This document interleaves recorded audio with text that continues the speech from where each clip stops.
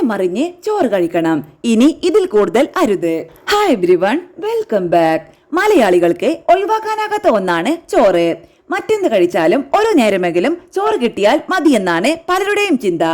ഉണ്ടാക്കാൻ വളരെ എളുപ്പമാണെങ്കിലും കുടവയർ വരുമെന്നും ഭാരം കൂടുമെന്നും ഭയന്ന് പലരും ചോറ് കഴിക്കുന്നത് നിർത്തുകയാണ്. എന്നാൽ വയർ നിറയ്ക്കുന്നതിന് മാത്രമുള്ളതാണ് ചോറെന്ന ധാരണ മാറ്റാം.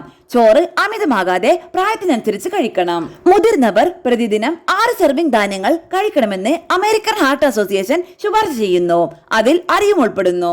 അമേരിക്കൻ അക്കാദമി ഓഫ് പീഡിയാട്രിക്സ് അനുസരിച്ച് 1 മുതൽ 3 വയസ്സ് വരെയുള്ള കുട്ടികൾക്ക് അരക്കപ്പ് വേവിച്ച അരി നൽകാം.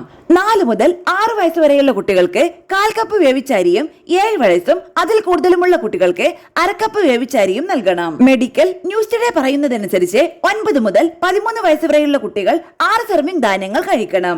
അതിൽ അരിയും ഉൾപ്പെടുന്നു. ഇതുകൂടാതെ 14 മുതൽ 18 വയസ്സ് പ്രായമുള്ള പെൺകുട്ടികൾക്ക് 6 സെർവിംഗ് ധാന്യങ്ങളും ആൺകുട്ടികൾ 7 സെർവിംഗ് ധാന്യങ്ങളും കഴിക്കണം. 9നും 50നും ഇടയിൽ പ്രായമുള്ള പുരുഷന്മാർ 8 തവണയും സ്ത്രീകൾ 6 മുതൽ 7 സെർവിംഗും കഴിക്കണം. 51 വയസ്സിന് മുകളിലുള്ള പുരുഷന്മാർ 7 നേരം, സ്ത്രീകൾ 6 നേരം ധാന്യങ്ങൾ കഴിക്കണം. പകുതി പാകം ചെയ്തത്.